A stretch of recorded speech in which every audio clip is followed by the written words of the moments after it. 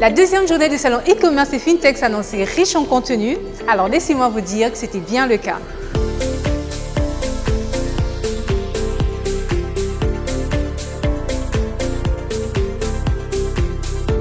Nous avons eu un premier panel autour de la question du KYC, animé par plusieurs institutions, dont la Banque centrale du Congo. S'en est suivi le panel autour de l'open banking avec plusieurs opérateurs privés. Ensuite, l'on s'est posé la question de savoir quelle formation pour les métiers du e-commerce et de la FinTech. Enfin, dans le dernier panel, des bases ont été mises sur les perspectives de streaming en RDC. Premièrement, le salon prend de plus en plus d'ampleur. Parce que le e-commerce commence à s'installer au Congo, parce qu'on est tous pratiquement dans le même industrie, le digital, les paiements sont électroniques, nous vendons du contenu, nous vendons de la musique, donc il fallait forcément être là cette année. Écoutez, je me suis invité parce que moi, tout ce qui touche les nouvelles technologies, tout ce qui touche les industries culturelles et créatives m'intéresse et c'est important de prendre part à ce genre de réunion.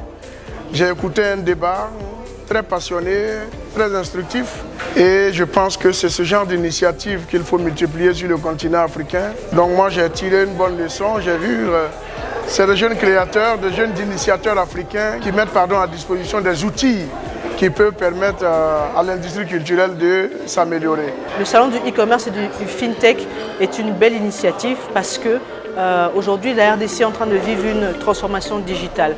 Et il faut ce genre de salon pour mettre en avant ces secteurs d'activité, pour comprendre les défis, les challenges, mais aussi les solutions qu'on doit apporter pour réussir dans ces secteurs. À côté de cela, se déroulaient dans la salle d'exposition plusieurs démos des exposants qui ont saisi l'occasion de mettre en avant leurs produits et services.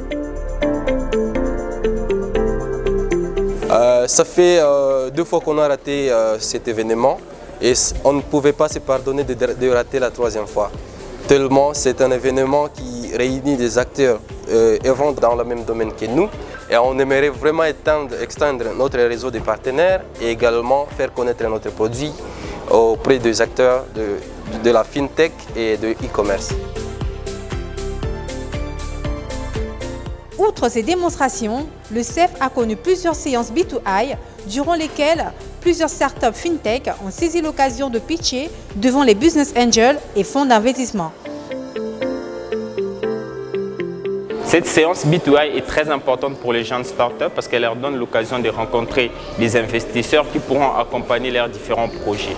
Étant dans une phase précise, cette opportunité m'a permis de rencontrer des business angels qui sont très intéressés par notre produit et avec qui on a pris contact pour pouvoir évoluer par la suite.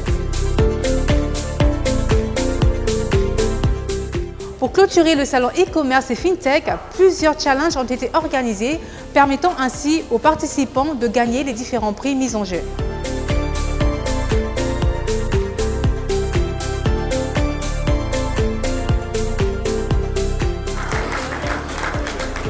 Ainsi s'achève la 3e édition du salon e-commerce et FinTech, une édition qui a été riche en contenu, en nouvelles expériences et en networking. On se retrouve donc l'année prochaine pour la 4e édition du plus grand rendez-vous des acteurs du e-commerce et de la FinTech en Afrique centrale. CEF 2022, powered by Tinda et TMB, avec le soutien de